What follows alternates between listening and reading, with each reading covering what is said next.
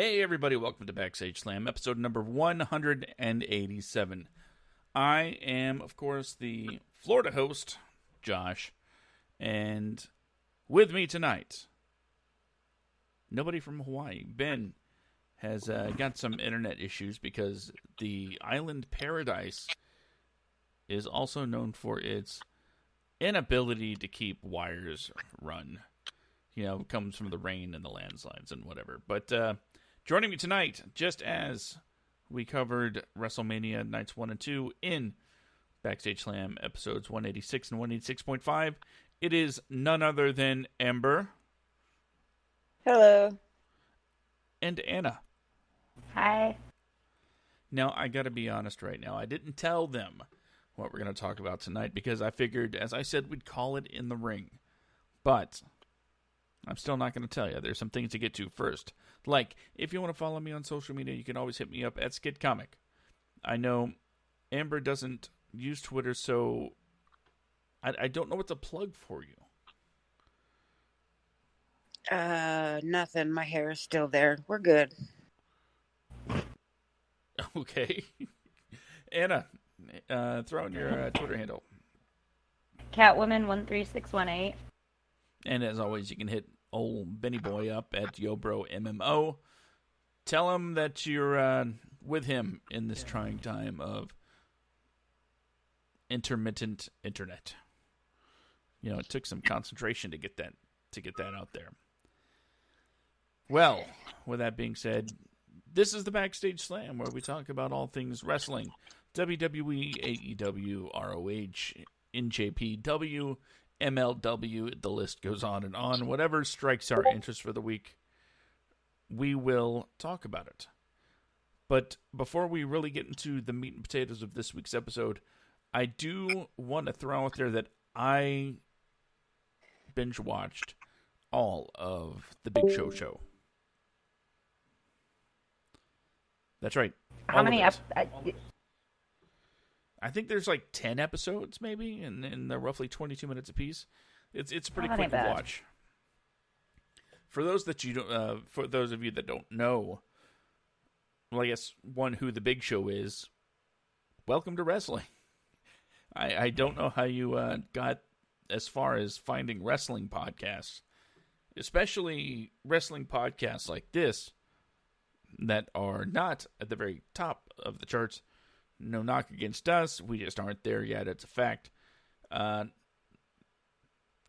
did you get this far without knowing who the Big Show is? Second, if you're not familiar with Netflix, it is a Netflix original show, by the way. Welcome to life. I don't know how you got this far along without knowing what Netflix is. It's not like it's 2005. I think everybody knows what Netflix is at this point.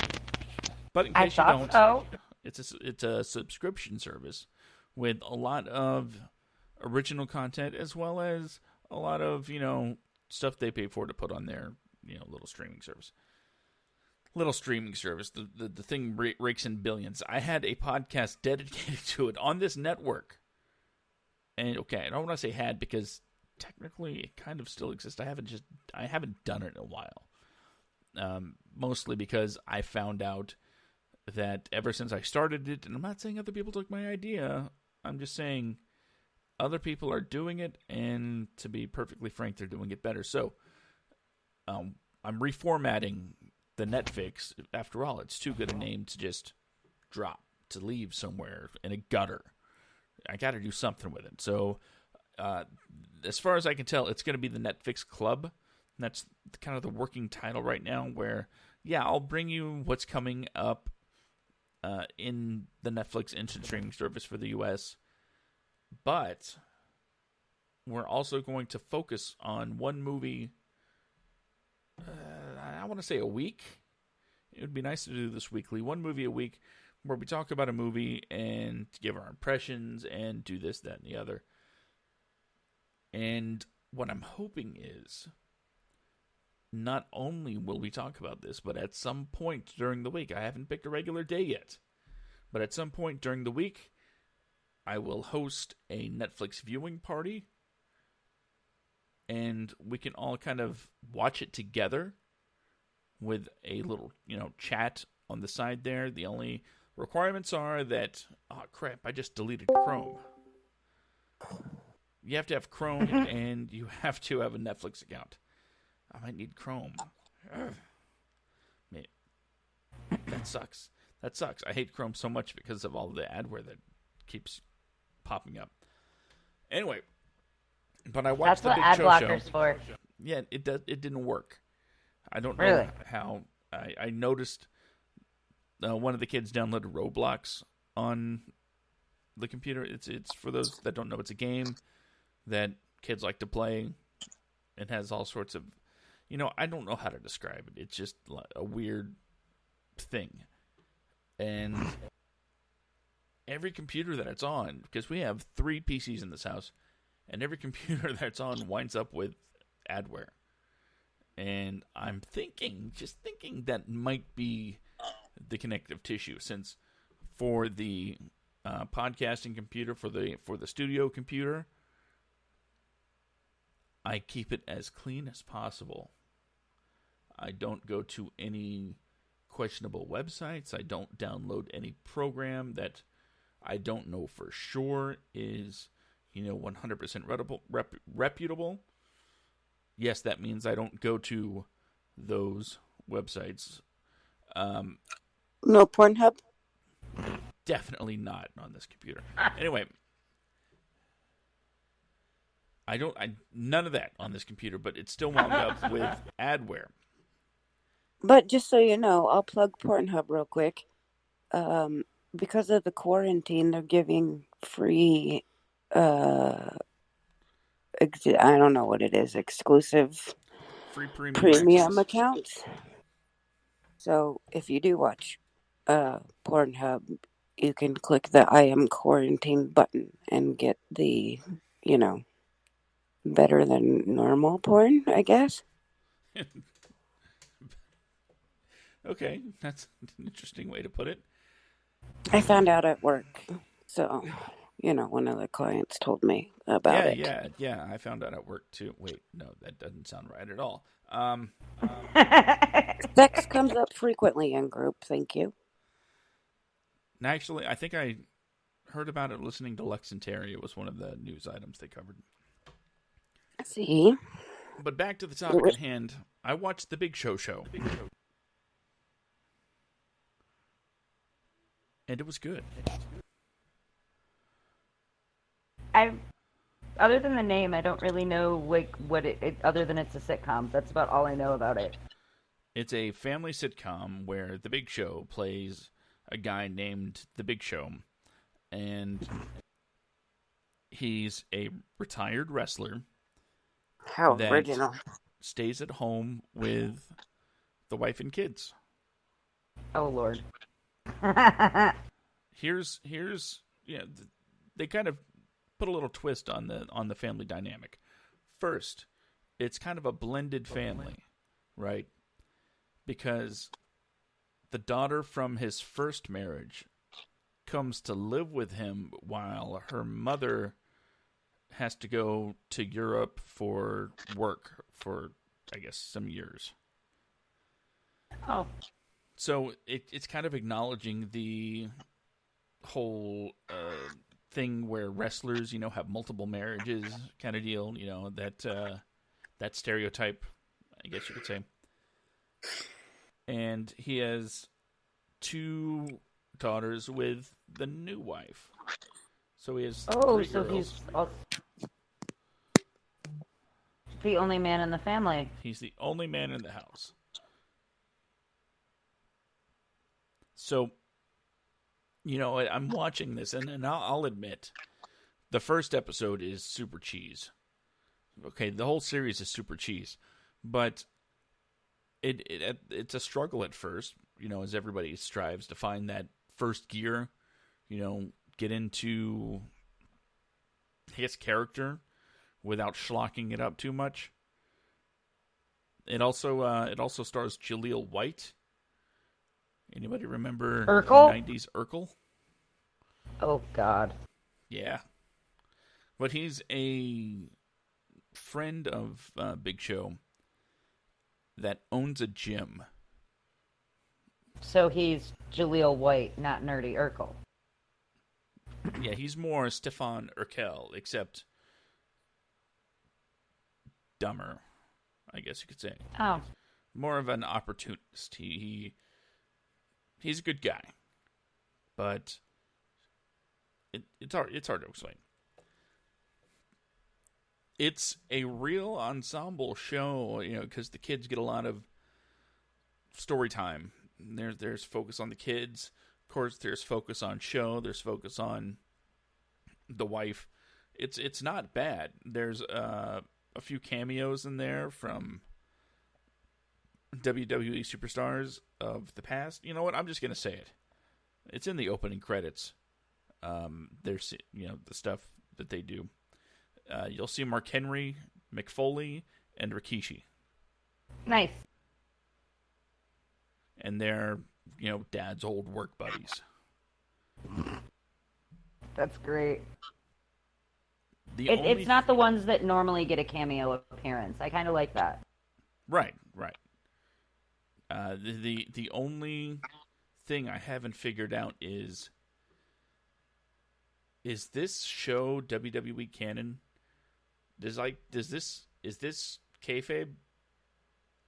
Because in some parts it's like they're making it out to be legit. Like Big Show was a big champion, like a real fighter. And they don't really go like in a back behind the scenes kind of dealio. So Nothing life about after scripts wrestling, kind of? and insider stuff. It almost seems to play it totally legit. Well, see, that would be saying, kayfabe is still alive, whereas I was talking to a buddy of mine earlier, and he was like, oh my god, it's dead. It's like, well, not dead, but it's pretty dead. And I'm like,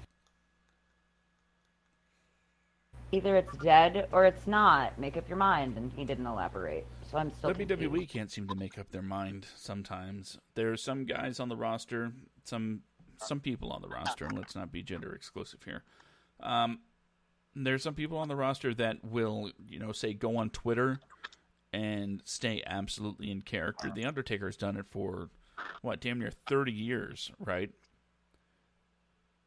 Then there's other people that will post pictures of themselves and their family and just do things that are completely out of character. Like a babyface that would post a picture with Stephanie McMahon, and they're both like, we're having a great time, even though we're bitter enemies on TV. That kind of thing. Right. But this show, this Big Show, has left me confused. Because if it does take place within the WWE Universe canon, I think that would be pretty awesome. Because having that kind of extension to the Raw, SmackDown, and whatever would be pretty cool. I can see it. If it's not, that's fine. It's just Big Show doing a Big Show thing. But at least they kind of went out of their way to, I don't know if they brought in writers that were familiar with wrestling or if Big Show had much input while it was being written. Either way, when they talk about wrestling, it's not insulting to the wrestling fan like a lot of shows, let alone sitcoms, tend to do when it comes to this subject. So I give it a lot of credit for that. One of the things that are really somewhere. What's that? I said, so there's brains somewhere. Somewhere along the lines, the people that write the show have watched wrestling. That's all I know. And well, that's good. It seems appreciated. But what I really can't wrap my head around, right? The kids, they call him Dad. That's natural. Your kids call you Dad. Yeah. His wife calls him Show. And I looked at one of my kids today, and I'm like, why is she calling him by his stage name? This is weird. This is Does he not get called normal. anything else in the series other than Show or Big Show? Dad. That's it.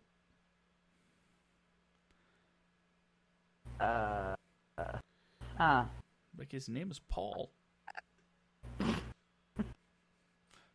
Why is he... Like, have you looked at the credits to see if he's labeled as anything other than Big Show?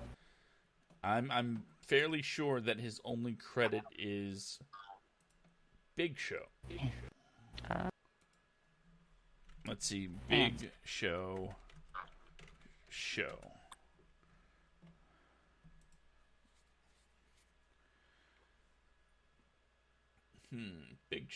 Paul White plays the Big Show. That's super helpful. He is the Big Show. So again, that no, it's only 8 episodes, by the way. So despite Also, binging that at 22 minutes isn't. It's not a heavy investment. But it just makes me wonder even more if this is part of the WWE canon. I just wanted to get that out there today. And one of these days we should put together a list of our favorite wrestling references and pop culture. I remember an episode of Fuller House, I believe it was in the first couple seasons, where DJ gets in the ring and wrestles. And I believe my tweet at the time was, you know what? It's not the worst wrestling I've seen this year. So, now that we got that out of the way, I'll recommend Big Show for all of you fans out there. I plan on checking it out once I, get internet hooked up here and turn my Netflix back on, since recent events forced me to change my password and cancel it. Yeah, the Rona got your password. Yeah. It's sad, really. Mm-hmm. The virus needs to stop piggyback off of your Netflix. It does. I also have to change Hulu and Disney when I decide to turn them back on as well. That damn virus is everywhere. Right? But, Amber, before we move on, do you want to give your thoughts on whether or not you'll be watching the Big Show? I mean, I could probably spare 22 minutes for 8 episodes. Depending. You said the first episode is a slow start, and that usually is a big turnoff for me. Yeah, it does a lot of that. I mean, you can tell it's the first episode, as everyone's trying to figure out, their characters' nuances and what they're supposed to do, and how to deliver a line. Because it starts out as one of those shows where nobody's real and everybody talks like this. Oh, Lord. But that mellows out as the season goes on, and you can tell people are getting more comfortable. I was going to say, most of the cast are kids. What's that? Which one? I don't know who to answer first. You asked at the same time. Go ahead, Amber. Does it end in a good way? Like, that's going to be worth my 22 minutes times 8. I'd say if you're a wrestling fan, it actually does hit pretty close to home. Knowing what these guys go through and the decisions Big Show has to make. So, yeah, I think it's worth watching through to the end. It's got some motion to it. All right, Anna? Well, I was going to say, it could come off as a little off-kilter because, 3 of the 5 cast members are kids. And even adults are a little, off their game in the first episode. So, I'll give them the benefit of the doubt because most of them are kids. Let me say this about the kids. The youngest is absolutely awesome. The character quirks there are kind of spot on for the youngest kid in a lot of let's face it, Disney type shows. And then they get in a couple jabs at Disney during the series. And I took it as they know exactly the style they stole, and they're getting their punches in. The middle child really comes into her own through the first season and becomes a more fleshed out character. And the oldest,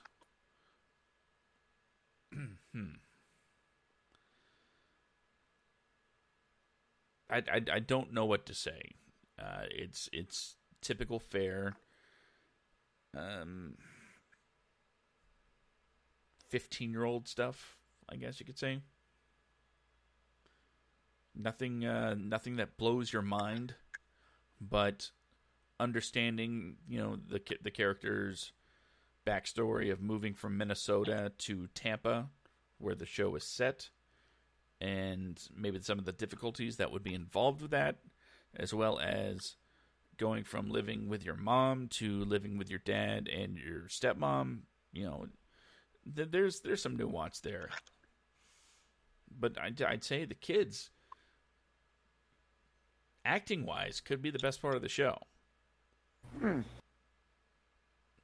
And Jaleel White just brings his timing to the table and nails it. I'm actually kind of happy to hear he's back doing something again. Well, he never really stopped. He's always been around. Yeah, but I mean, he hasn't really. I don't think I've seen him in anything that was like a big deal per se since like Urkel. He did Blackout on, I think, Spike TV that had a good run. It was supposed to be like a spin-off of Fear Factor. Oh, I think I might have caught an episode or 2 of that. I don't usually count reality shows as anything. Well, he's also the voice of Sonic the Hedgehog for a long time. I did not know that. And while we are still on the WWE other entertainment train, I guess, I found out today that there was a new show called Fight Like a Girl. It's on Quibi. I hear a lot of excitement for Quibi there. Okay, so Quibi... I'm already offended by the name of the show, so... Yeah, Yeah. Well, then you're really going to hate the synopsis. Yeah, then you should probably stop. I can't. I have an obligation to the people listening at home. I will bitch slap you from Utah. I look forward to it. You're kind of outnumbered here. Show's got to go on. So without you, I'm the only one here to press the buttons. So let me guess, you're going to punch me in the throat so I can't talk, but I can still work the board? Yes. Why am I giving you ideas? Uh-huh. So Quibi is a new platform, mobile only, no tablets, no PC, no consoles. It's just on your phone, straight up, period, on your phone. And It is a short form media app that has content. Usually the max is like 10 minutes per episode of something. So you can sit and watch it, in one sitting and not have to pick it up or try to find where you left off, that kind of thing. It's made specifically for people on the go, and most shows seem to last about the length of a feature-length film, at least from what I've seen so far. And they have quite a few interesting titles. There's also a 90-day, that's right, 90-day free trial going on right now for the ad-sponsored version. So that would be, if you want to keep it, I believe $5.99 a month for a service with ads, and I think $7.99 a month for ad-free. So when I saw that this new show was on Quibi, I was like, okay, maybe now I'm going to try this 90-day free trial. It hasn't debuted yet, but here's what it's about. WWE and NXT superstars are used to entertaining thousands of people with their... no, that's just the article. Blah, blah, blah, blah, blah. Fight Like a Girl will have one of several WWE superstars paired with a young woman who is struggling with a personal issue that she feels is holding her back. And stars like Sasha Banks, Becky Lynch, Natalya, Alexa Bliss, and more will help them overcome those obstacles and become a tougher, stronger, and healthier version of themselves. They're getting a mental health makeover. You should probably stop before you have to put the explicit warning on this video. Because the inner and professional therapist in me is about ready to kick you in the nads. I didn't create the show. It's not my idea by any means. Sasha Banks, Becky Lynch, and none of them have any business taking somebody under their wing and going, let me make you a better person. I'd say that for a lot of people. I probably wouldn't count Alexa Bliss in that category, since she's actually had some, pretty well-documented struggles with... I would be okay with most of them. I would not be okay with Sasha Banks taking anybody under her fucking... Keep going. Unless she's gonna have a teaching class on Uncle Snoop taught me how to roll a blunt. Let me show you how to do that. Well, Sorry, Josh. If you had to learn from somebody, right? I mean, if you have to learn from anybody, Uncle Snoop is the... Well, I mean, I would prefer Willie Nelson. He doesn't roll his own blunts, though. I just want to get paid to roll his blunts. That's right. He does have someone do that, doesn't he? $5,000 a month. Oh, my God.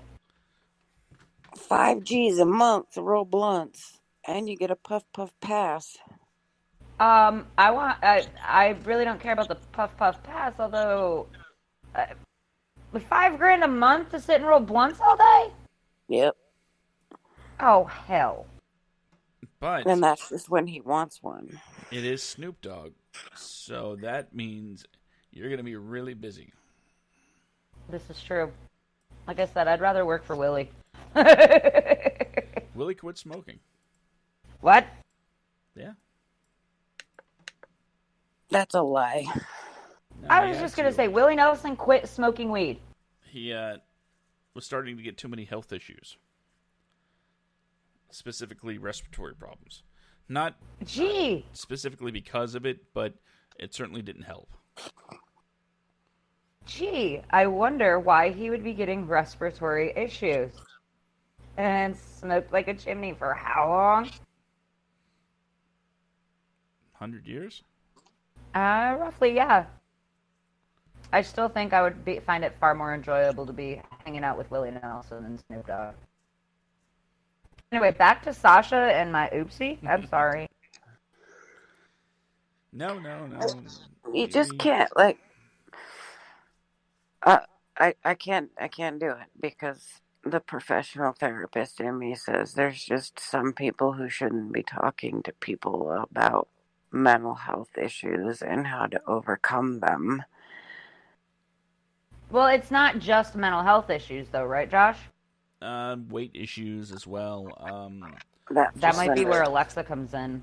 mental health issues because eating disorders have a specific trained specialist to get over eating disorders. So yeah, the Well, I inner mean, therapist in me is angry. I can see where you're coming from, but like Alexa has had her own issues with that, so I can see where it would be beneficial to, talk with someone who's been there, done that. Now, however, if it was, I don't know if Sasha Banks has had any, but So like you go pairing with Sasha up with an eating disorder, probably not a good idea.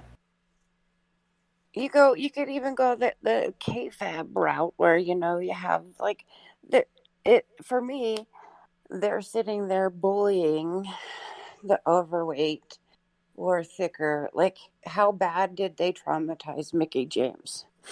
And why did she leave the WWE in the first place? I thought she For the got hurt. storylines. You mean Piggy James? Yeah, Mickey James. Because of the storylines that they put her in. And she finally was like, you know what, I'm done.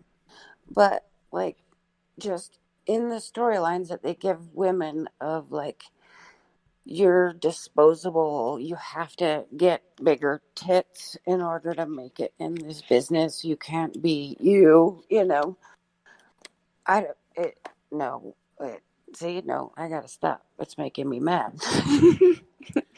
Well, just to put it to bed, and I'm just gonna finish reading this. Over the course of 10 weeks, a mix of training and encouragement will take each woman on a journey to finding out who they want to be, and they will ultimately walk down to the ring and show off their new and improved selves. Now, what I would like to know is if, in addition to, you know, Becky Lynch saying, you can do this, or Natalya saying, you got this, do they actually have trained mental health professionals there on site to do the actual heavy lifting of any actual issues that need to be dealt with? Because if it's just a straight up, we're going to work you out, Motivational and yeah, talk.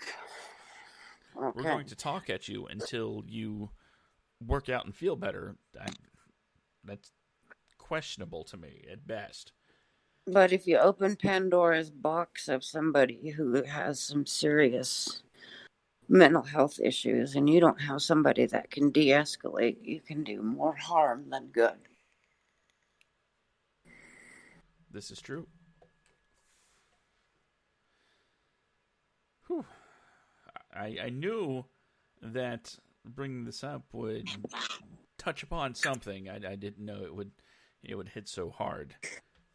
Yeah, don't fuck with the therapist, man. You just make me mad. There's just some things you can't do on like live TV. You start hitting personal issues like eating disorders and why people are bulimic or anorexic or self-image, self-worth, value. You're opening up wounds that, even experiencing it as Alexa Bliss has, you're opening wounds for both of them. Do you have somebody there that can put the Band-Aid back on? It would be good to know. I will be watching the show just so I can report on it. I think it's important that, especially now that things are, I was about to say now that things are kind of slowing down, and let's face it, things have been slowing down in wrestling for a while. I will watch it because it's wrestling-ish related content, and it'd be worth talking about on the show. Well, make sure you dial me in after you're done. I will certainly do that. I would be interested in discussing. I'm mainly curious to see what background stealing someone has to, say about real world issues. You know what? Sorry. I'm afraid. I'm afraid that we have totally thrown out the game plan, and we are basically working unscripted territory here. Not that I really informed you of what the script was, anyway. No, you didn't. Thanks, Josh. And you're the one pushing the buttons, literally and figuratively. I am. So this is what we're gonna do. The original plan was called the post-WrestleMania Apocalypse. But that is out the window. Right now, we have moved into... we'll call this wrestling in other mediums. There. And remember when I said we should come up with our favorite, shows that talk about wrestling? Mm-hmm. Yeah, we're going to do that now.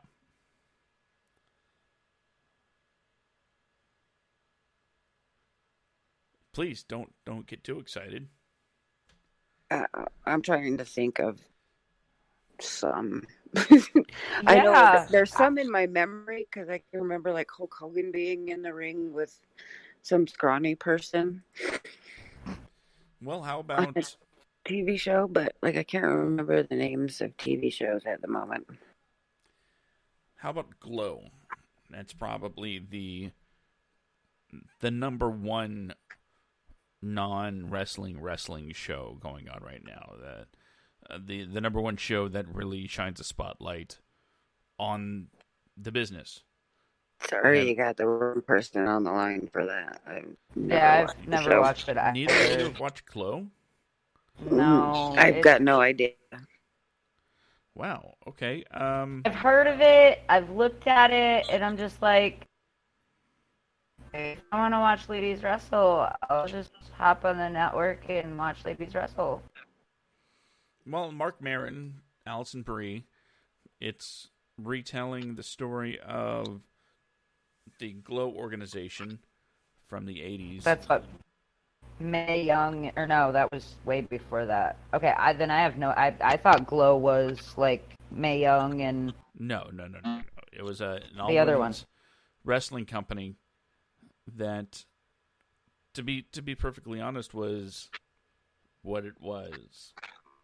And Glow, the show on Netflix, and they have a documentary on Netflix about it too, is telling that story. If you like to watch, wrestlers act, this is a good place to do it. Awesome Kong is a series regular, and critics absolutely fell in love with her. I know that name. Karma. Okay. So yeah, she's a regular on the show, does a great job. If you wonder what Carlito looks like, guess what? He's there. Is he playing somebody's manager? No, he plays one of the girls' brothers. Carlito Caribbean, cool? Yeah. Does he bite an apple and spit? I don't recall. I never understood that. I know you were talking about, who was it, Brodus earlier, right? Yeah. Well, there you go. He's in it too. Speaking of which, one of the Funkadactyls is going to come back to wrestling. I read an article about it today. How many were there? The two of them, and then Naomi stayed, and then the other one, she's going to come back to wrestling and re-enter the fold. I can't remember what her name was. Cameron. Yeah. Yeah. I'm like, there it is. Is she going to re-enter the fold? Well, that'd be weird. I mean, weird. Yeah, I got nothing on that. I think she's going to AEW, actually. It's where everybody seems to go. I mean, I'm not saying AEW signs all of WWE's cast-offs. I'm just saying when it comes to not going to WWE, AEW, if you're good, we'll sign you.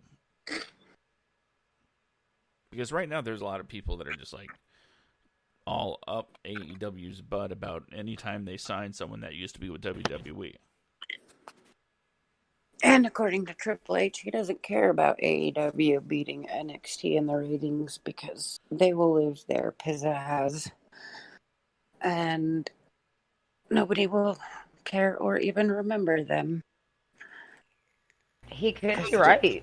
WWE has been in the business for way too long that even with it being double right now, it still has its viewers and fans and etc. that AEW is just gonna fizzle out.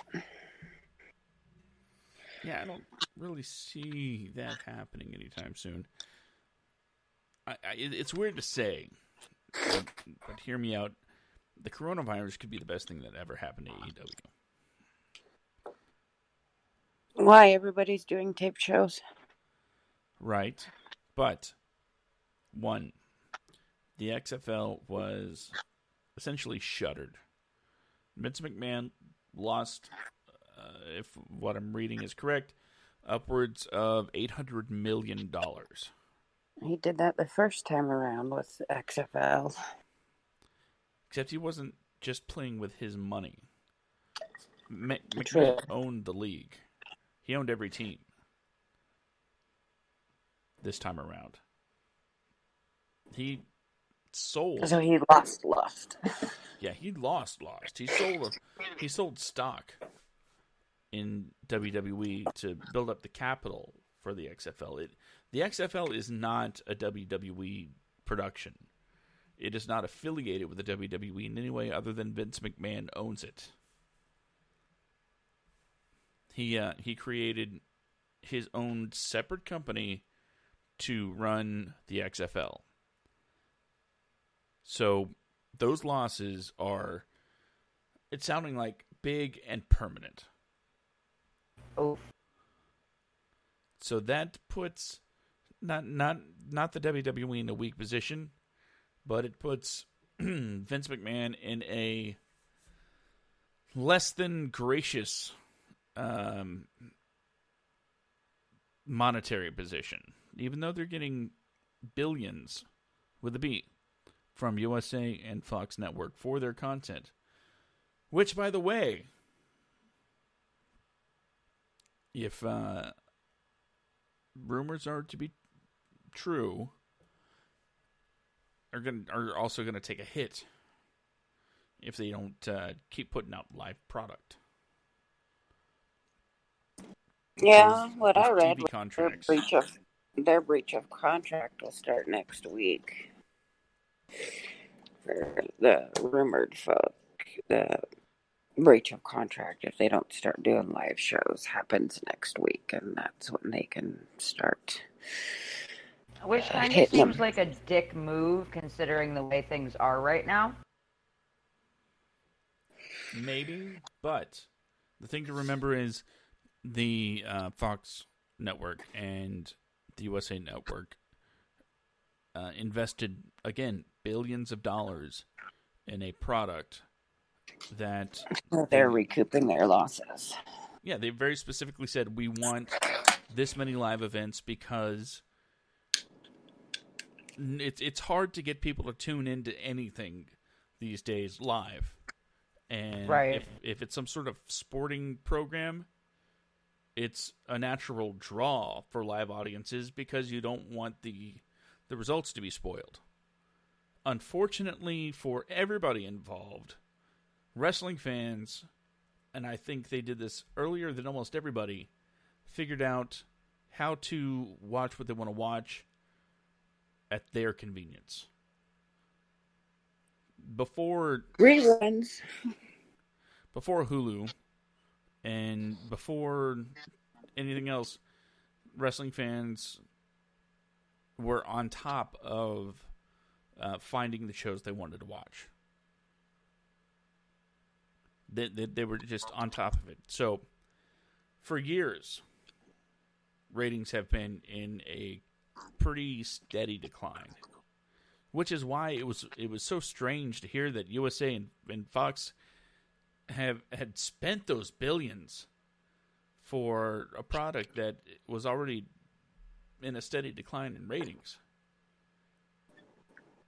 And I don't know if they're upset because maybe they think WWE sold them I don't even remember what the term is, but they sold them a lemon, I guess you could say. Venture. Can anybody honestly say that WWE has delivered on their product since it debuted on Fox, SmackDown, or started its new season on USA with Raw, or even NXT, which doesn't have really bad episodes ever, but it still has yet to draw the crowds away from AEW on Wednesday night. It's like 22, 3-1 in total showings. That's what AEW's record is against NXT. Despite Drew being on Raw, I enjoy SmackDown more, and NXT is way better than both of them. So, yes, but they haven't delivered for quite a few years. That's why they keep calling back names. That's why that SmackDown episode got so many more views. When they're like, hey, let's have Goldberg and John Cena show up.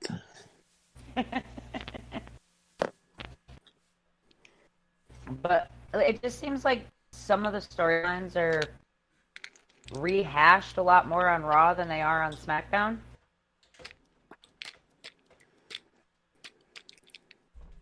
So I can see why people would drop off. It's like, oh, we saw this with so-and-so 10 years ago, and we really don't want to see a crappy storyline again. Yeah, they gotta stop the let me steal the married person's wife storyline.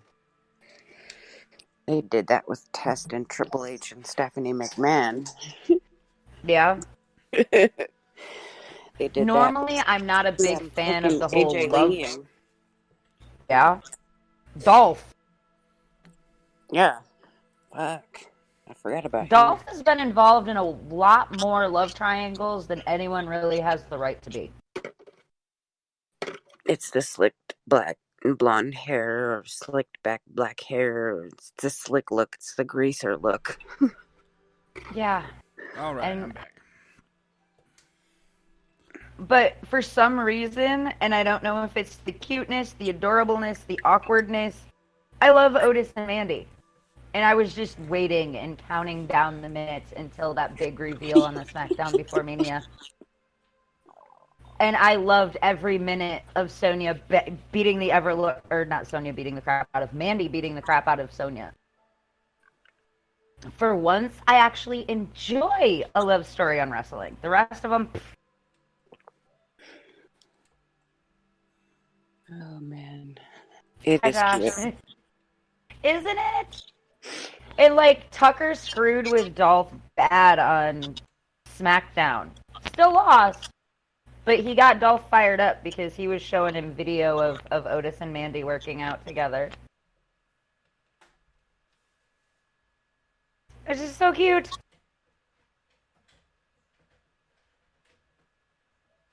As you were saying, Josh? Well, I was saying that... Sorry. With all of these things going on with WWE, networks not being thrilled,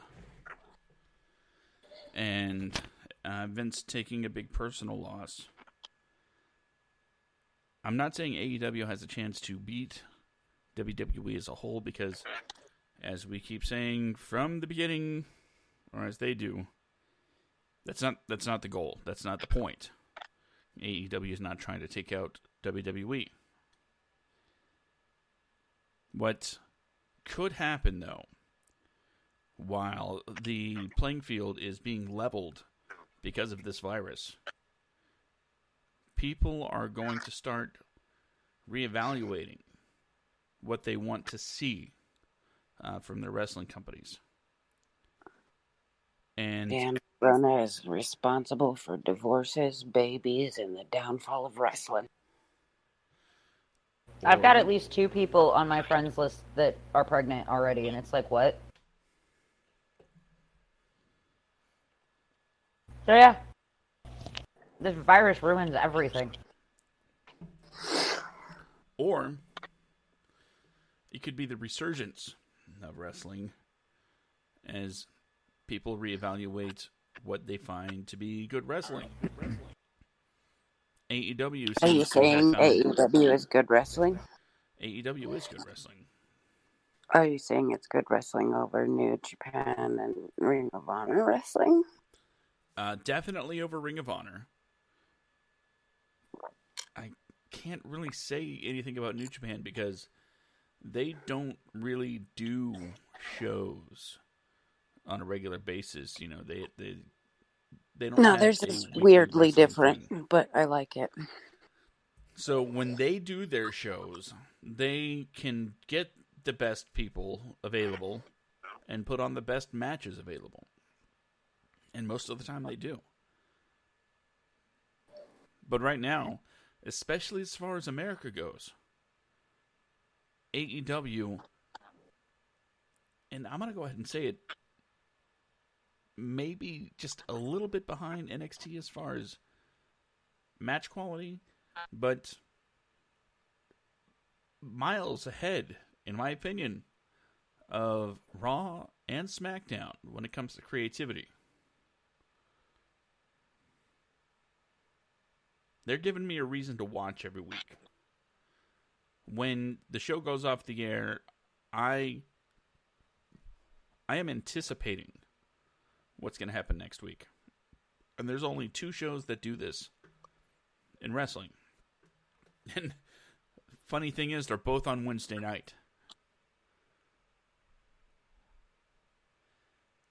So Wednesday night is the new Warzone.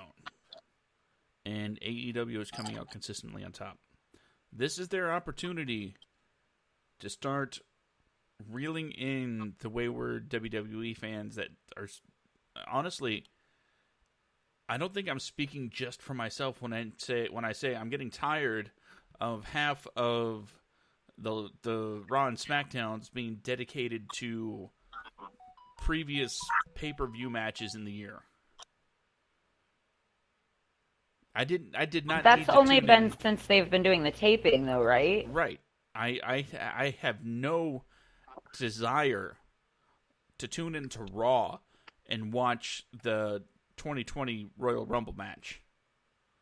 I saw it already. And if I want to watch it again, I have the network.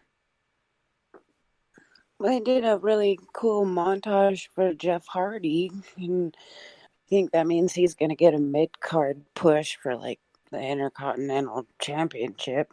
Till his contract's up and then he leaves.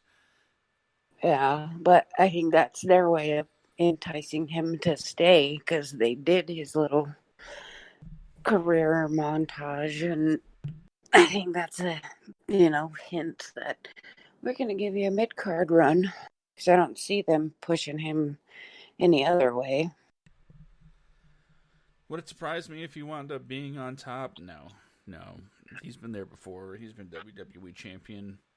He could have a good program with The Fiend. Yeah, they're both friggin' crazy. In fact, he might be able to have a better program than Matt did. Although, I think the best thing to come out of the Bray Wyatt-Matt Hardy program was the Bray Wyatt-Matt Hardy friendship. Those guys seem to really gel together. And I'm not saying just as, the tag team that they formed, but even as opponents, it just got so weird and so awesome that I was intrigued because it was something different than everything else on the card. Everything else on the card is just getting to be the same. I enjoyed Becky Lynch's The Man stuff because it's something we hadn't seen in the women's division. I mean, we've seen it tons of times in the men's division, but seeing it in the women's division, to me, was actually pretty cool. But right now, I think they might have went too far with it. That there's just really nowhere left for her to go. And I know Bianca Belair is part of the Raw team now or whatever, but do you think Bianca Belair is going to be the thing that takes the belt from Nia or from Becky? No, they're going to have Baszler beat her at Money in the Bank. I would rather see Shayna take it from Becky than Gotta mute you for a second. Anybody else? I'd rather have anybody else take it than No,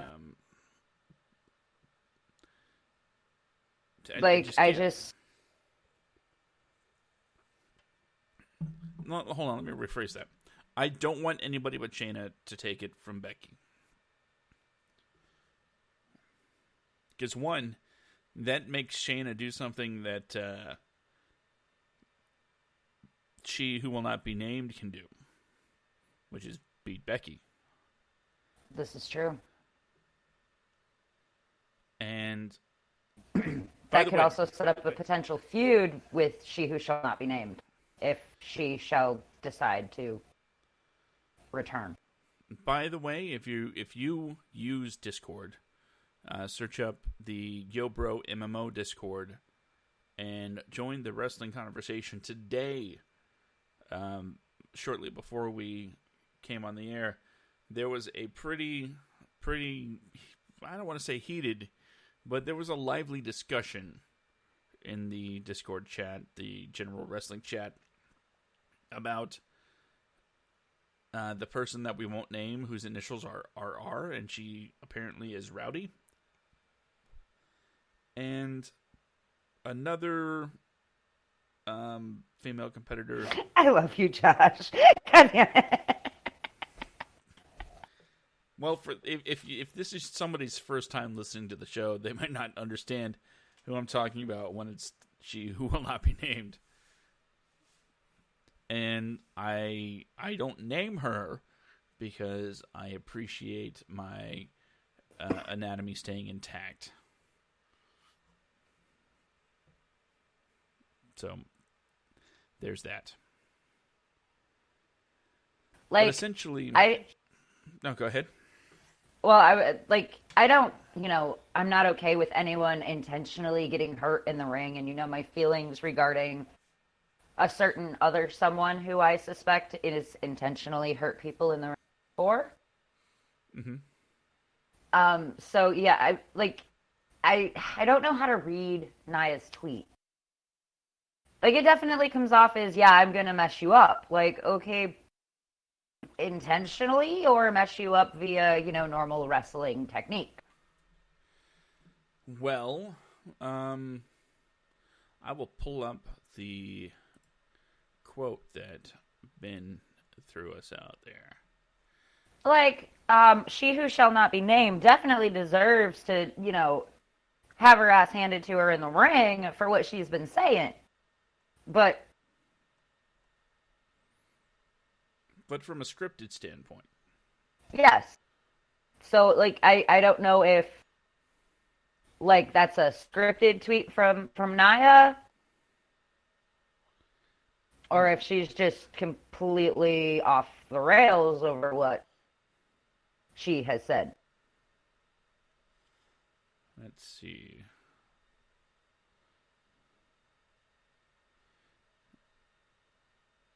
Okay. This was apparently a tweet by Nia Jax towards the person that we were referring to. Okay. It says, I can't wait for person's name to one day return to WWE. Even if WWE orders me to make Ronda look good in the ring which is the only way for Ronda to look good in the ring with me, I'll risk my job to go down in history as the one from this biz that knocked her the F out.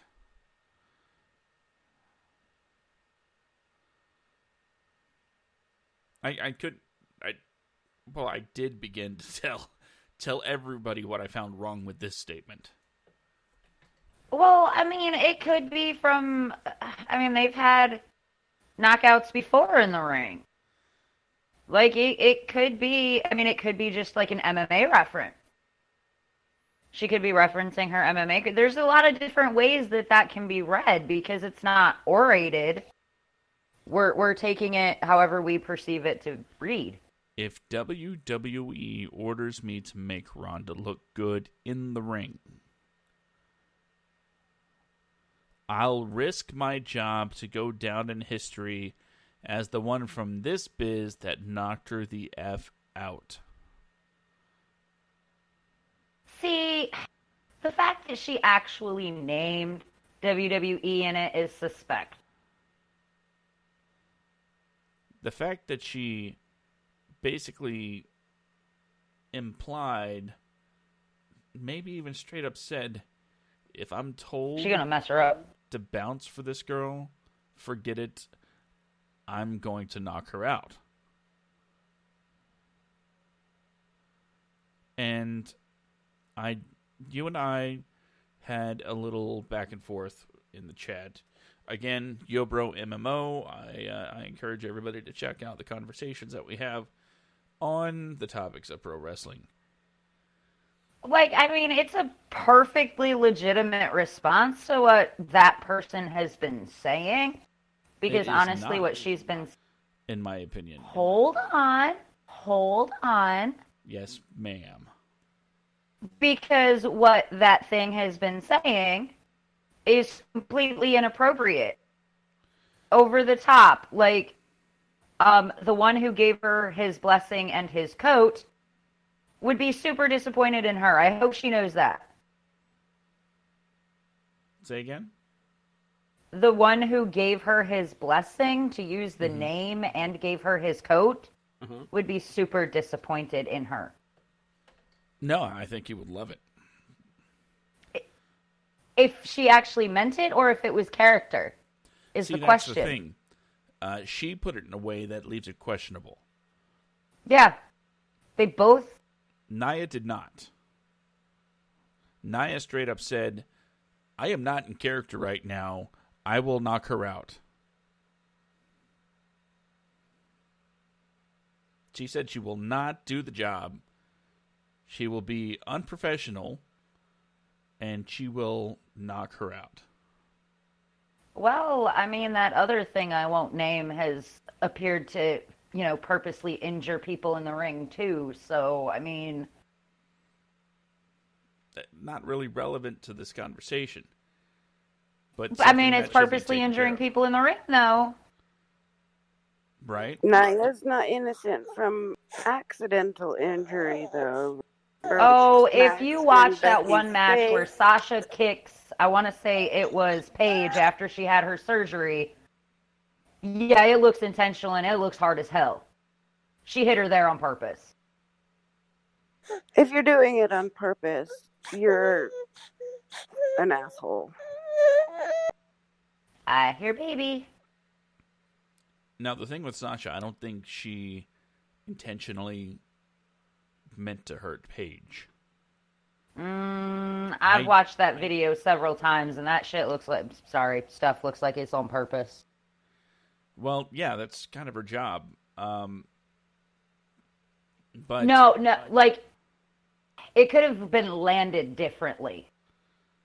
Oh, I didn't say that she wasn't at fault for the kick. I'm saying that I don't think she did it with the intent of.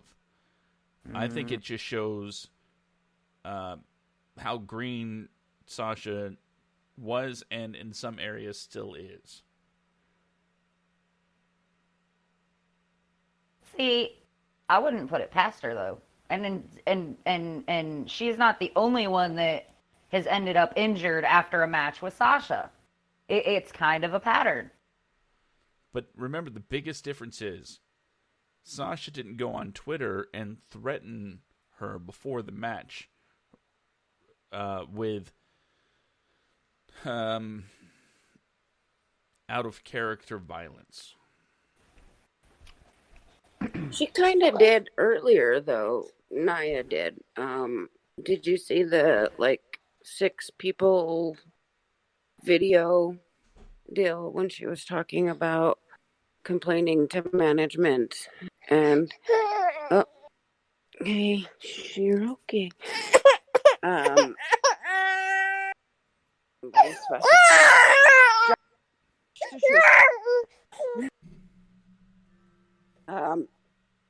Nia said that she... Dang it. Give me a minute. Look up the video, Josh. But there's been several instances where it looks like, it's been intentional injury.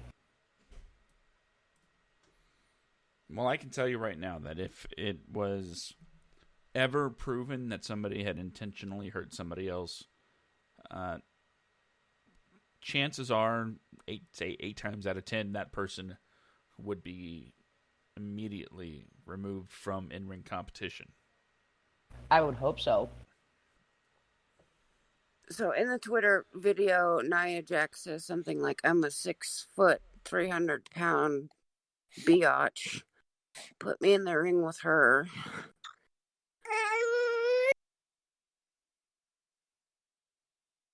So she's being pretty vocal about she who shall not be named, who I'd punch in the face if I could. I was actually talking about Sasha that didn't go on social media and publicly threaten Paige before the match, saying, "Hey, I am going to legitimately fight you in the ring." Nia has a history of these kinds of things, and there's also a history of people actually getting hurt being in the ring with her. And I did give the point that she was called up too soon. She was called up way too soon, and I remember that draft night because she looked just as surprised as everybody that they called her name. Because she was. They didn't tell her that she was being drafted to the main roster. So I think I remember that one. Yeah, it was a pretty big moment for her. And Ben and I were both watching, and we were like, "Wait, why? She's still not good." Yeah, there are ways around that. WWE's been doing that for years. Protecting somebody big and strong, hiding their weaknesses and showcasing their strengths, which in most cases is just showcasing their strength. They built an entire I can understand decade around one guy for that. Yeah. I can understand how people might end up hurt in a match with Nia because most of them don't even come... And I'm not saying her being a big girl is a bad thing. It's just the way she is. But could you imagine a match between her and, say, 5'1" Alexa Bliss? We've seen it. Okay, I haven't. Never mind. I'm not saying that in the previous instances where somebody got hurt wrestling Nia that it was intentional, because there's no reason to really believe that until now. But right. But in those instances, was she on Twitter saying, "I'm gonna you up"?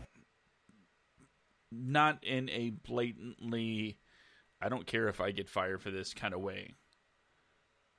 Or was it just, sort of innocent, back and forth ribbing between colleagues? We know that, like I said, there are people that take to their Twitter and stay in character. And they'll be like, "I'm going to kick your butt come Monday night," that kind of thing. Right. But this was a different beast. If WWE orders me to make Ronda look good in the ring which is the only way for Ronda to look good in the ring. I didn't say the last name, so it doesn't count. I'll risk my job to go down in history as the one from this biz that knocked her the F out. Now, I said there were 3 ways to take this. 1, that it's legitimate, unapproved by the company, and disciplinary action needs to be taken, because that's out of line to threaten a coworker with physical violence outside of, what's expected from the workplace. I mean, after all, in 2005, Edge and Matt Hardy got in the ring together, and they did business. They were professionals. Yeah. So there's that. I mean, if those guys can do it, anybody can, right? Yeah. After all the drama that was involved with that. The second way to take it, it's company approved that this is all a work. And they're actually building up to Ronda's comeback, and Nia is going to be that first opponent. Fine. I can live with that. Not that they need me to live with that, but that paints things in a different light. Yeah. The only thing it does is tell me that the WWE is absolutely tone deaf when it comes to using social media to promote storylines. Yeah. Because you don't say, I'm going to go off script and beat your face in. That's what WCW did right before they went out of business. No, this isn't going to put WWE out of business. But those were bad ideas then, and they're bad ideas now. And the third way to put it was, the third way to take it was, how did I say it? Let me make sure I get my own words right.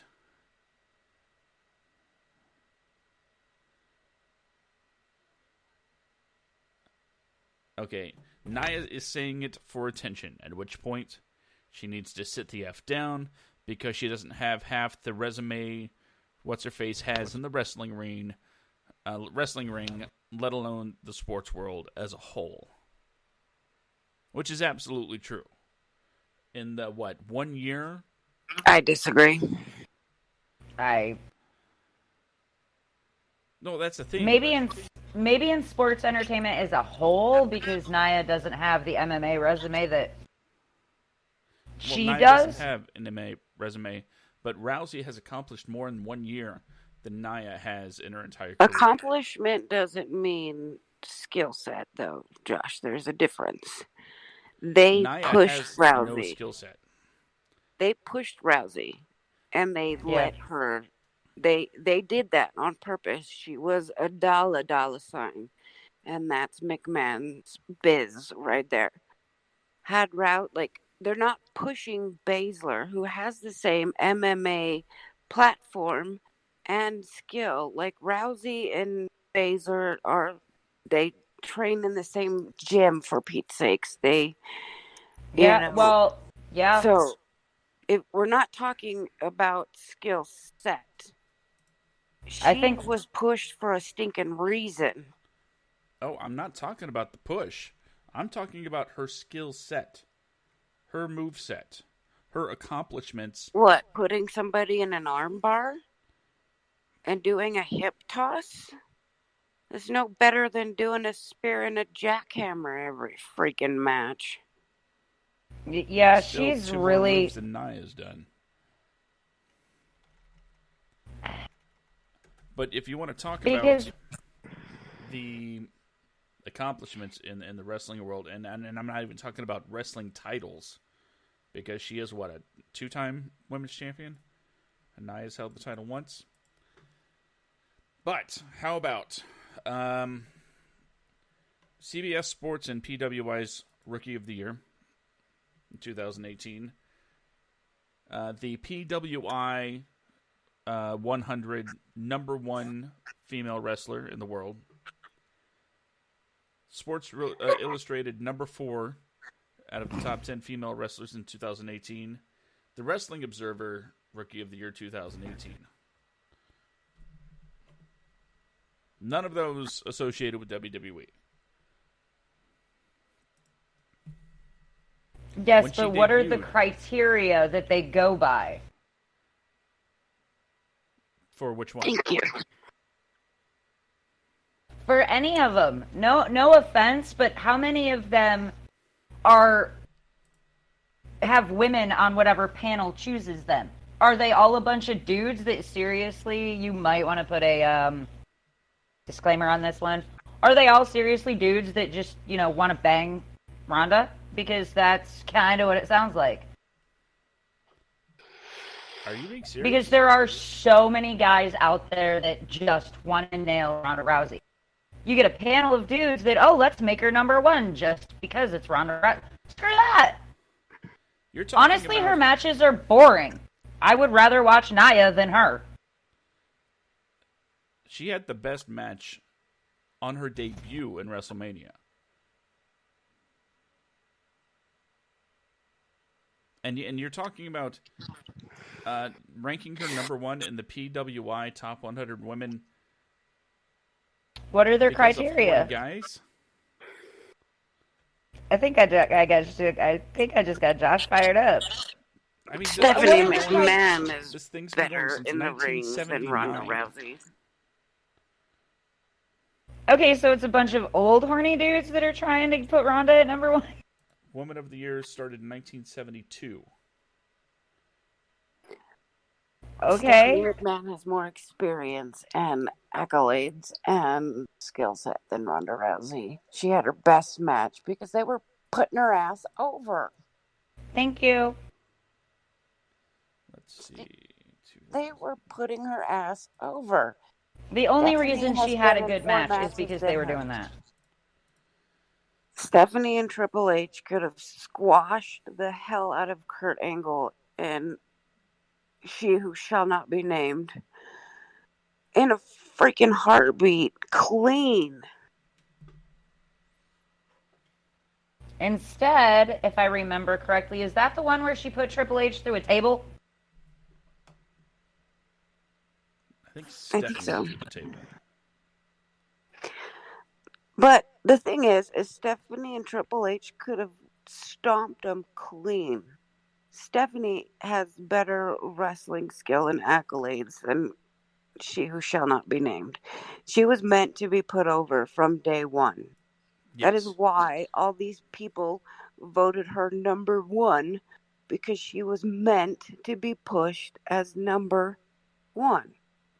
But the fans got behind her, and then the fans were like, no, she's being stupid, and got behind the man. That's why the man took it. By the way, this is a fun fact for you, Amber. Mickie James is the only wrestler to have won the PWI Woman of the Year award in 2 different companies. I already know that. Mickie James is my humper. I would totally hump her leg if I could. I'm glad I'm not alone on that. No, so I guess we're all in agreement there. I would hump her leg. Don't try and give me facts about Mickie James. I would hump her leg.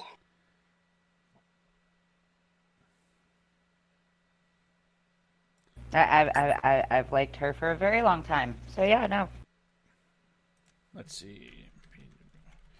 We'll just have to be in disagreement with you, Josh, because I have a feeling that I have somebody in my corner that She Who Shall Not Be Named was meant to be pushed from the get-go, and that her skill set is not as good as people are trying to say. I honestly think if she was given more of a push, Nia would be a hell of a lot better than she is, because there's a huge difference between training and practicing backstage or in the train locker room, wherever they do whatever it is they do, and being in front of people and being actually out there. You don't get out there, you don't get the skills. And when they tried to push Nia, they did that whole stupid, I'm going to pick on you because you're a big girl storyline again.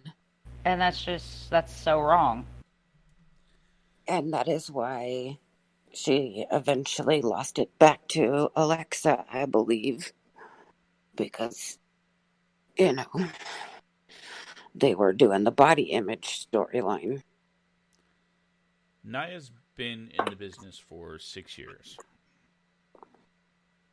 So, how many big people have gotten an honest push that are women? How many That weren't Barbie dolls. How many pushes has Tamina got? Well, I mean, What about Karma Karma when she went in? What about, I'm telling you, the big people don't get pushed. It's the people who are willing to go get a titty job.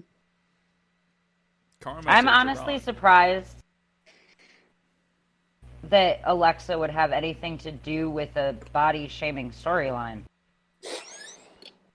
And it's the one that the WWE frequently goes to when it's a bigger woman holding the title.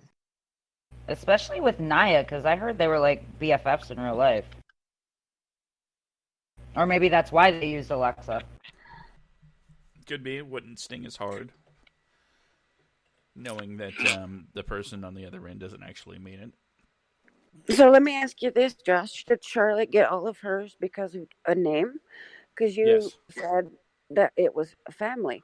But think about Charlotte's skill set in the ring compared to She Who Shall Not Be Named. By far and large, Charlotte is a better competitor than her. By far. That's why Charlotte has more accolades. What, you just said it's because of a name. That's the only reason she's there. You don't think she could do what she's done without her daddy's name? No. She would not be a, what? Let's see. Million-time champion? That is part of daddy's name, but her natural ability and skill set is what kept her by job. Far and large is why she is there. That is the reason Rousey couldn't hang with a 200-day schedule.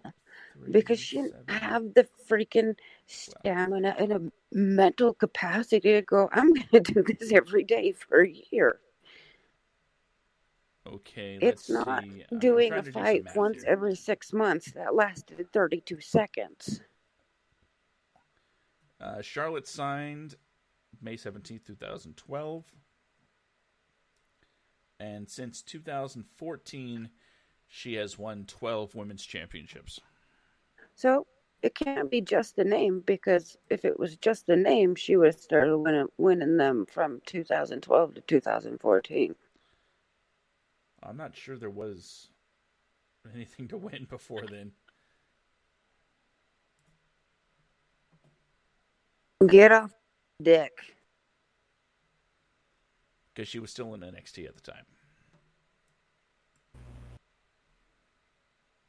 She got the push, Josh. That's the reason she lasted. But she realized that she doesn't have the backbone to commit to it. That's why she herself said in her interview that she would never do a 200-day schedule again. She doesn't have the backbone. Charlotte's been doing it since 2012. Mickie James has been doing it for how long? After how many surgeries? So, you see what I'm saying? Like, certain people get a push. Ronda was hot money, and they knew it. Yep. Yeah, they invested in her, and to get that return on investment, they needed to invest in her as a character. But quite honestly, there are other girls, women, whatever, in the locker room. They were there that deserved that push before the person who walked in the door with dollar signs on her head. Asuka. Yeah. For sure. There's an entire locker room full of, I guess you could call them all divas, regardless of whether they're an actual quote-unquote diva.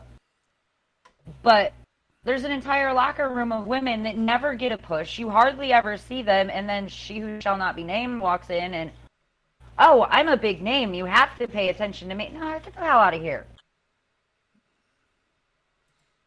Now, I give her credit for this. She could have easily taken a Brock Lesnar schedule. That's all she's going to get when she gets back. Yippee! Another part-time champion. Well, we don't know that. We don't even know if she's coming back. But Seems like they're setting up. Since she signed, she could have had a Lesnar deal. But no, she has, during her run, did been one on year. every She did run, one every Raw, year. pretty much. She was on TV virtually every week. She did one stinking year. 200 shows. So, 1 year, 52 weeks, unless they happen to skip one for Christmas or whatever. But like these other superstars, was she out there doing house shows? Yes. Was she out there doing... Get out of my... Sorry, she my did cat's one snack. stinking year, Josh. She and did then one she tucked stinking tail year and ran. as a full-time WWE employee. Yeah, And how Charlotte's many been other doing how women many in that years? locker room have done years as a full-time WWE employee. And have never gone above mid-card. If they've even gotten pushed that far. She did not deserve to walk in the door and take A-list status. I don't give a crap what your MMA record is. No, she This absolutely ain't MMA, deserved it's to be at the WWE. top of the card. Bullshit. As She soon needed as she to earn signed it. her name. No, Bullshit. she needed to earn it. When you have a top draw in sports, you put them at the top. And that's not fair to everybody else who's worked their ass off to earn where they are. No, And probably she's a pussy and only lasted 1 year. But she As a worked to top be draw. where she is as a pop culture figure and the position she has in the world of whatever it is she came from. I don't watch that stuff. She didn't earn it in the UFC either. There were plenty of women fighters. Kat Zingano. Oh shit, I can name off like at least 10 women who've been doing it longer than her. The Shayna was actually on Ronda's team in, I don't know, Ultimate Fighter or whatever, one of the MMA reality shows or whatever. And ended up is doing it longer. And ended up training under Ronda's trainer, and all of a sudden she hit a losing streak. Imagine that. And that's when Shayna got out of MMA. Let me put it like Ronda got popular because she could do a freaking hip toss and armbar. And her matches lasted 12 stinking seconds, and it wasn't the stupid pay-per-view prize. Now, don't get me wrong. That armbar looks like it hurts like hell, and if she gets it locked in, you're probably going to tap if you're not next to the ropes. However, kind of like Shayna, that should not be your go-to. That's like my one issue with Shayna. Is like all you've got is that submission move. We need a little bit more, sweetie. unless your whole dealio is people get in the ring and then they tap out. If you recall, I don't know if you're a UFC or an MMA fan, Dana White explicitly said that he would never, ever, ever in his lifetime as the president of the UFC have a women's division. Now, the other people, WEC, Pride, all these other places had women's division until Rousey showed up. So there were plenty of people busting their titties long before she showed up, getting punched in the face but she was able to secure an armbar. That's it. That's all she had. When she started losing, she gave up. She got kicked in the Well, head. She lost her championship. They proved that she didn't have a boxing or a stand-up game when Nunes punched her in the face and knocked her out cold. I mean, to be fair, I think Shayna had a 4-run losing streak or something like that and then quit. But I mean, if once you're people off your figured out they game, could you're punch off her your in the game. face and she'll go down. But Rousey honestly, gave up the second she lost in the U.S. She lost twice, and she bounced. And there are women with 20 fights on their record and still doing it. She has 9-2. I think Shayna's is more. I think Shayna's actually done more Shayna in has MMA more than she fights has. under her belt than Ronda does. Yeah. See, it seems to me like if Ronda's coming back, they might be setting up. Sorry, I named her. My bad. Might be setting up a Shayna her rivalry. If Shayna can get that title off of Becky. Get back on that track. Because having Shayna lose to Becky didn't do Shayna any favors. Mm-mm. And the sad part is, Shayna had been built up so long and so hard. Oh, yeah. She bit Becky. She destroyed every single woman in the Elimination Chamber. Oh, yeah. Granted, it was all by elimination, or all by submission, but still, she wrecked everybody. Yeah, she made everybody tap. She should have dropped. Becky should have dropped. And WWE knows. I read an article earlier, but they were trying to have all of the baby faces win at WrestleMania so that everything would be kind of a positive because of everything that's going on right now. It's tradition for the good guy to win at WrestleMania. That was the reason the vast majority of the card, the babies won. So Becky should have lost, and they acknowledged that. But that's what I'm saying. I think she's going to drop it at Money in the Bank. I guess I never really saw Drew as a babyface right now, but the whole breaking the fourth wall thing and getting all dimply and adorable and making me cry, I guess, yeah, he's a babyface. Yeah, he's kind of like he's kind of like, I don't know. I don't know. Once he broke that fourth wall, I think it's almost impossible now for him to ever be a heel again. Oh, he'll be able to do a turn if necessary. But now, since he has that thing where he gets the crowd, when there is one, to count with him. Yeah. Claymore. And he's putting out all these sweet videos on Twitter. I'm doing it again, I'm sorry. It's his accent. It is, and the man's a tree. Well, to be sure you can guess what I wanted. I told Amber she could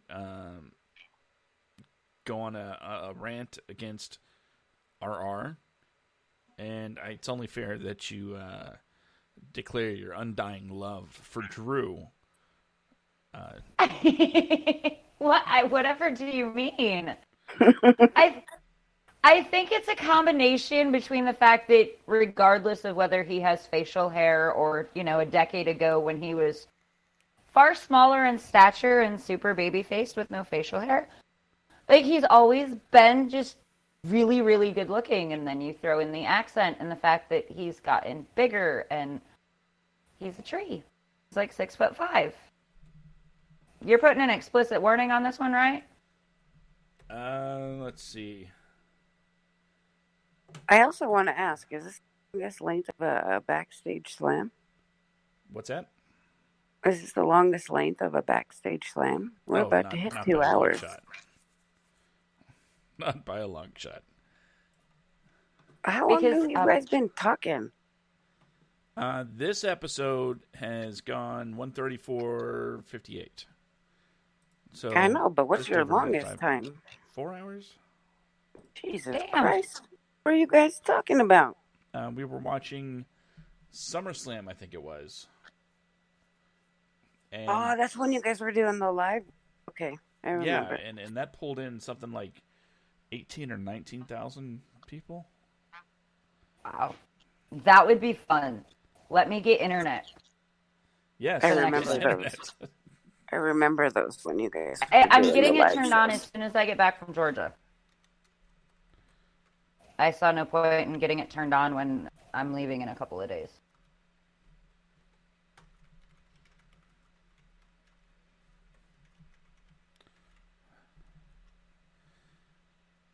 I don't even know what to subtitle this episode anymore.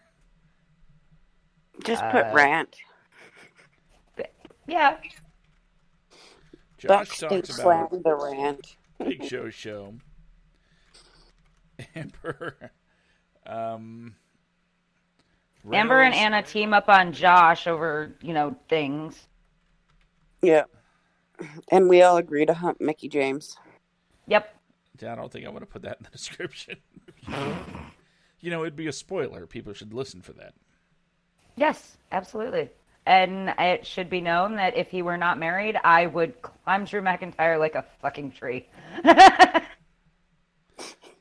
And She's like, I don't care if I scrape testifies my knees. to I'm ready. wanting to climb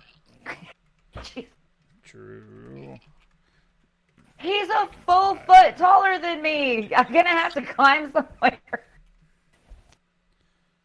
Or he could just read me the phone book. I would be okay with that too. It is the accent. It's really the accent and the dimples. God, you must freaking love Shrek then.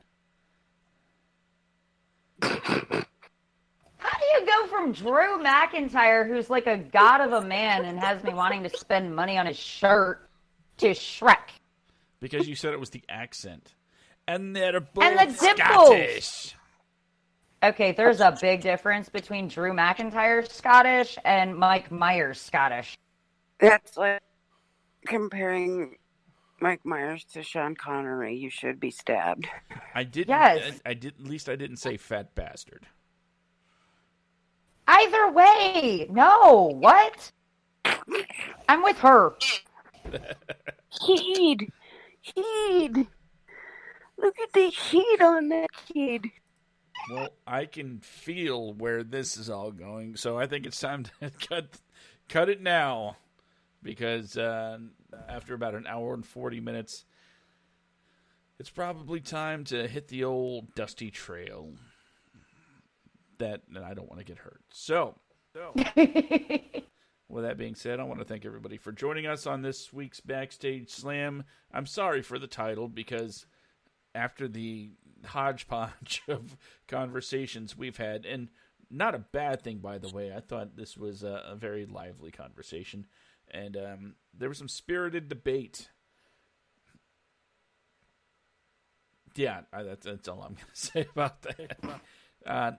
Ladies, so as always, it's great having you around to talk wrestling with, especially since the internet in Hawaii sucks so bad. Ben, let's get you on the show. I think you'd have fun. You just don't want to be outnumbered anymore. I don't. You're so glad to have me back, aren't you? It's a pleasure. It's a delight. I'm not not feeling the love right now, Josh. I'm smiling. Shouldn't that count for something? It does. It counts for a lot. So, we're going to go ahead and call this one an episode in the books. I'm Josh. That's Amber and Anna. We hope that you have a wonderful week. At least I do. I think they might want you all just to go to hell. What? Stay away from the Rona. Stay away from the Rona. Wash your hands. Stay at home, people, if possible. I got disinfectant wipes for the plane. I'm good. Yeah, Anna's getting on a plane this upcoming It's week. Wednesday now, not Tuesday. I'm super mad. You know what we call that? A virus incubator.